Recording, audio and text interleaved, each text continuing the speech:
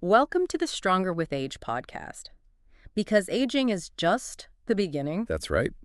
And welcome to this deep dive where we're going to be looking at a whole bunch of fascinating articles and research about how you can really enrich your later years. Yeah. And we're going to focus today on keeping your mind sharp and your spirits high. Keeping your mind sharp and your spirits high, that's the ticket to a long, healthy, happy life as you age. Right. Think about the things that you really enjoy, the things that Right. bring you joy. Think about those things that make you feel like, oh yeah, I really accomplished something Oh, today. right. Or I learned something new. Yeah, I learned something new. Have you ever thought about the fact that those very activities could be the key to maintaining your overall health as you get older? I love that. I never really thought about that. Yeah. That the things that we really love to do, the things that make us feel really good, could actually help us be healthier in the long run. Exactly. That's a really cool thought. We've looked at a lot of different sources of information, places like McMaster University, Victorian Garden Senior Living, Terabella Senior Living, Catholic Healthcare, Loving Home Care, and a variety of research articles and different pieces to sort of dig into this and figure out, is that really true? Yeah. What's the evidence there? And what are the ways that you can stay really vibrant and engaged as you age? It's interesting. As you get older, you do sort of change the way that you look at the things that you do every day. Yeah. And maybe that's part of the secret. Maybe you start to realize, hey, you know what? I'm not as focused on this or that, and I'm more focused on, doing the things that make me feel good and that bring me joy. It's like a natural shift. Yeah.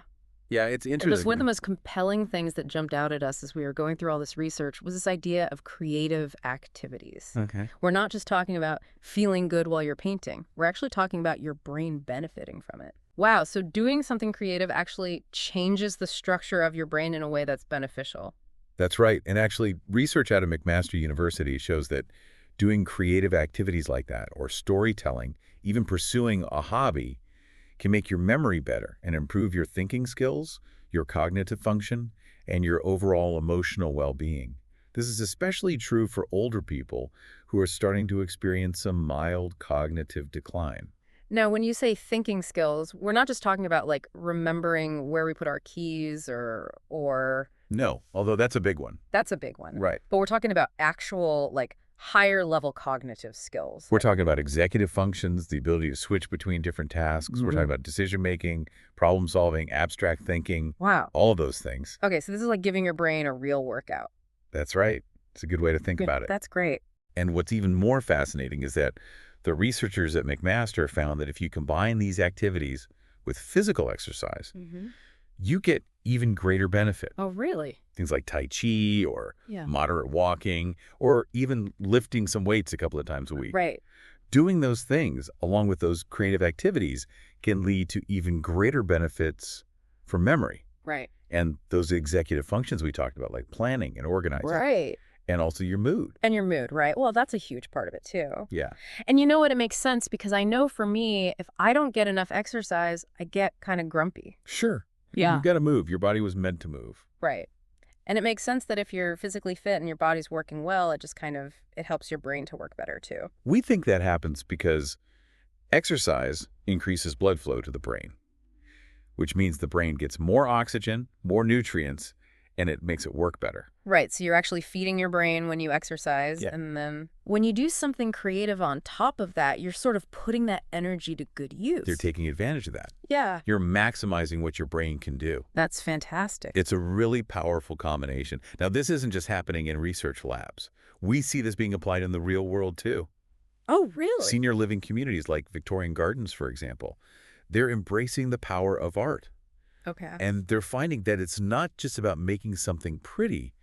It's a tool for self-expression. Oh. It helps you sharpen your critical thinking skills, and there's that sense of satisfaction. Right. That sense of accomplishment. That's right. And it allows people to express their unique perspectives, their life stories, to really kind of show their inner world. I love that. And when these art projects are done in groups, as they often are, it encourages teamwork, better communication, and it builds those really important social bonds. Right. And I think that's so important as we get older Oh, it's crucial. to have that social connection and to feel like you're contributing Yes. to something bigger than yourself. And Victorian Gardens and Catholic Healthcare both pointed out that for people who have difficulty communicating verbally, maybe due to conditions like dementia or aphasia, art can be a really important way for them to convey their feelings and thoughts non-verbally. So someone who's having trouble finding words can paint a beautiful picture Right. and express themselves in a different way. Yeah. Let's say somebody paints a vibrant garden scene. They could be expressing a feeling of peace, a connection to nature, in a way that they can't do with words. And that can help caregivers understand what's going on inside. That's beautiful. Catholic healthcare also points out that art therapy can give these individuals a sense of purpose, a sense of accomplishment, Okay. and it gives them a safe space to express themselves when words are failing them. I can see how that would be so beneficial, Hmm. especially if you're struggling with a condition like dementia, Absolutely. where you can't quite put your feelings into words. And then Terabella Senior Living adds to that. Okay. They note that creative activities actually stimulate those neural connections in your brain. So it's like building new pathways. That's right. So when you try something new creatively, your brain has to create new pathways. Oh, that's cool. It's like building new roads. Right. And that strengthening of the neural network can help delay cognitive decline Oh, okay. and improve your memory, which is really important for staying independent as you age. Absolutely. And Terabella also pointed out that accomplishing creative goals, whether it's finishing a painting or learning a new knitting stitch, can boost your self-esteem and give you something to look forward to, which is great for mental health and motivation. That makes sense. That feeling of, I did that, that's really powerful. Absolutely. And it also makes sense that if you have something to look forward to, you're more likely to stay engaged, you're more likely to want to get up in the morning, you're more likely to want to be active. Yeah. It gives you a reason to be. It gives you a reason to be. Exactly. So how can people tap into this? What are some practical creative things that people can do? Well, in one resource, Unique Activities for Seniors, they listed a whole bunch of arts and crafts, from sketching and painting to things like mosaics, ceramics, woodworking, paper crafts, knitting, all kinds of things like that, and jewelry making. Right.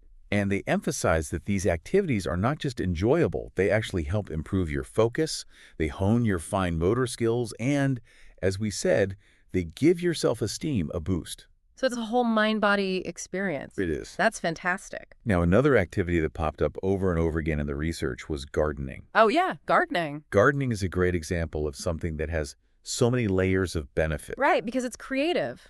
Yes. You're nurturing something. You're getting exercise. McMaster University's research underscored that it's a way to express your creativity, get physical activity, and also relieve stress, Right. all in one. And it's sensory, too. It is. Like you can smell the earth. You can feel the soil in your hands. You can see the beautiful colors of the plants and the flowers as they grow. Yeah, and it helps you maintain your fine motor skills. Right. And if you're part of a community garden, it gives you that social interaction too. Right.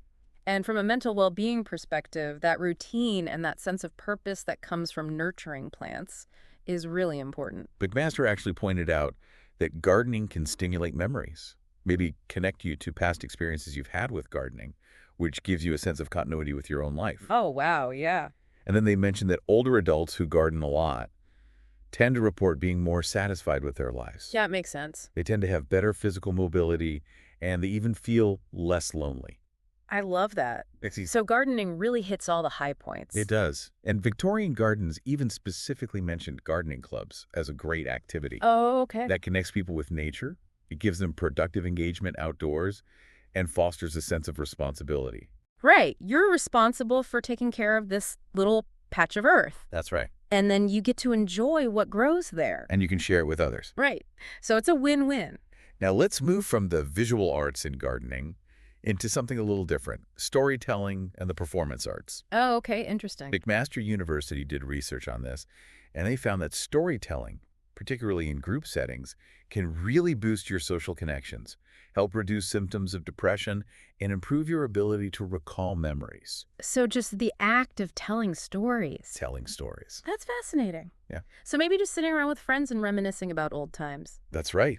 Victorian Gardens talk about storytelling circles, where seniors can share their experiences from the past, present, or future. Oh, I like that. That nourishes your creative side, helps your communication skills, and builds that sense of community. Yeah, I can see how just sitting down and sharing stories with people would create a really strong bond between you. It makes you feel understood.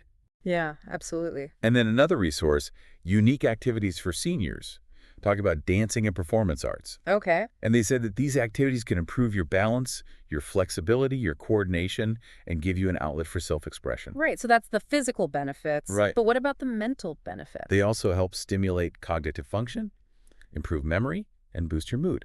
Oh, I see. So, like, if you're learning dance steps or memorizing lines for a play, that's a mental workout. That's right. Yeah, that makes sense. And the emotional release and the sense of accomplishment you get from performing, even if it's just in a small group, can be really powerful. Absolutely. So it's like all these things are interconnected. Yeah. The creative activities, the physical activity, the social connection. At McMaster University, in their research on the arts, they emphasize that engaging in these activities can really help people communicate about aging and the challenges that come with it. It's not just about individual benefits. It's about fostering understanding and connection within a community. Right. And they found that this can lead to a reduction in things like blood pressure and feelings of anxiety and depression. Wow, that's amazing. So it has real physical benefits as well. So being part of a community, being connected to other people Yeah. actually makes us healthier. That's right. It can also shift the way that you and others see aging from kind of this idea of decline to a perspective of growth Right. and continued engagement with life. Yeah, because I think a lot of people, when they think about aging, they think, oh, it's all downhill from here. Right. But what we're seeing is that that's not necessarily true. It doesn't have to be. You can continue to grow and learn and change and be engaged in your community and actually be happier and healthier. And Victorian Gardens really emphasized this. They said art can act as a bridge between people. Okay. So participating in group projects and classes creates natural opportunities to interact with others, which leads to a stronger sense of belonging. That makes a lot of sense. And they also talked about social gatherings and parties and joining clubs as ways to fight isolation and build meaningful relationships. Yeah, that's so important. Hmm. Especially as we get older, we tend to lose some of those connections that we had when we were younger, maybe through work or through our kids' schools or things like that. Yeah, those networks tend to shrink. So finding new ways to connect with people is really crucial. And Tarabella emphasized that these group activities are really key for fighting isolation and loneliness. Okay. They can provide a sense of belonging, a sense of community, Right. and they often lead to strong friendships and emotional support networks. And that support network is so important Mm-hmm. to have people that you can rely on. Yeah. There's an article called How Social and Recreational Activities Improve Senior Mental Health that went into this in great detail. Yeah. They said that these activities can reduce feelings of loneliness, anxiety, depression, and they can lead to a better quality of life and even lower your risk of things like dementia, heart disease, and stroke. Wow, that's incredible. It's amazing how connected our social lives are with our physical and mental health. It's all part of the same picture. Yeah. They stressed that these social connections provide emotional support, companionship, and help fight loneliness. Right. And they pointed out things like volunteering, group sports, art therapy, music therapy, gardening, crafting as ways to get this social engagement and sense of purpose. So it doesn't have to be complicated. It can be simple things that we enjoy doing, That's right. like joining a book club or a gardening club or taking an art class. Exactly. And now for another really important element of healthy aging, lifelong learning, Okay, yeah. keeping your mind stimulated. Keeping that brain working. Victorian Gardens mentioned cooking classes as a great way for seniors to learn new recipes, Oh, that's fun. to connect with other people who love to cook. And it can also help increase your nutritional awareness. So you're learning new skills and you're also eating healthier. That's right. And then the Unique Activities for Seniors resource, they talked about a concept called active learning. Okay. And they have a whole list of examples. Learning to play a musical instrument, learning a new language, getting comfortable with computers, exploring photography, creative writing, learning new cooking techniques, even things like learning magic tricks or trying to decipher ancient hieroglyphs. Wow, that's a lot of stuff. It is. The point is to keep challenging yourself. Right. To never stop learning, That's right. because that's what keeps your brain young. That's right.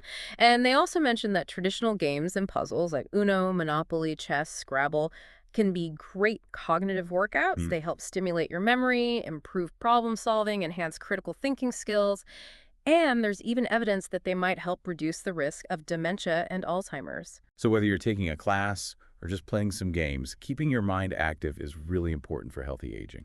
So we've talked about all these benefits and all these different activities, but What are some practical ways that our listeners can actually incorporate this stuff into their lives? Well, McMaster University had a few suggestions.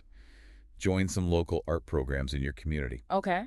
Look for online creative communities. Especially if mobility is an issue. Exactly.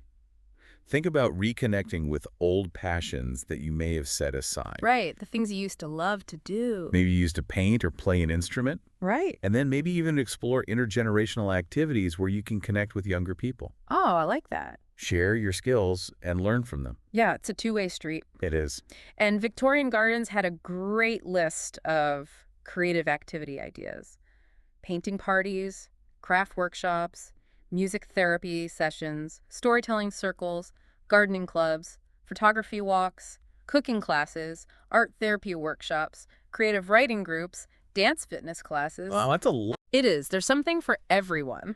They also had tips for actually implementing these programs. Oh, okay. Things like understanding your interests and making sure you have variety, making sure materials are accessible, having support if you need it, promoting socialization, celebrating your accomplishments, having flexible scheduling, incorporating therapeutic elements if you want, seeking out partnerships within your community, That's great. and then evaluating and adapting your program to keep it fresh. Those are really good tips. Tarabell advised to start small, set aside a little time each day for something you enjoy. Okay.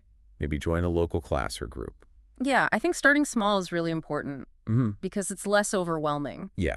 And then unique activities for seniors had a huge list of activities. Really? They covered everything: active sports, traditional games, dancing, social gatherings, interacting with pets, arts and crafts, active learning, indoor activities. So it's no excuse. There's something for everyone. There really is. And they had a great section on planning activities for people with dementia. They said the key is to use structured, purposeful activities, things that are routine-based, sensory, and individualized, and to always focus on creativity, social connection, and memory stimulation. They gave specific examples like simple crocheting, personalized picture puzzles, drawing, crafts, familiar cooking activities, simple community tasks, group games, spending time outdoors, familiar mealtime routines, singing, music, and historical activities. It sounds like they really thought that through. Yeah, they did a great job. So the bottom line is that there are so many ways for you to incorporate more creativity, social connection, and learning into your life as you get older. And you don't have to make huge changes all at once. That's right. Just start small. Just start small. Yeah. So what are you waiting for? All of this research, all of these ideas, they point to one very clear conclusion. Okay. You are not just filling your time with these activities. Right. You're supporting your cognitive and emotional health. So it's an investment. It's an investment. To yourself. It's an investment in your well-being, your future. That's a great way to think about it. Whether you pick up a paintbrush, join a gardening club, share your stories with others, or learn a new skill, these activities can make your life stronger, more vibrant, more fulfilling.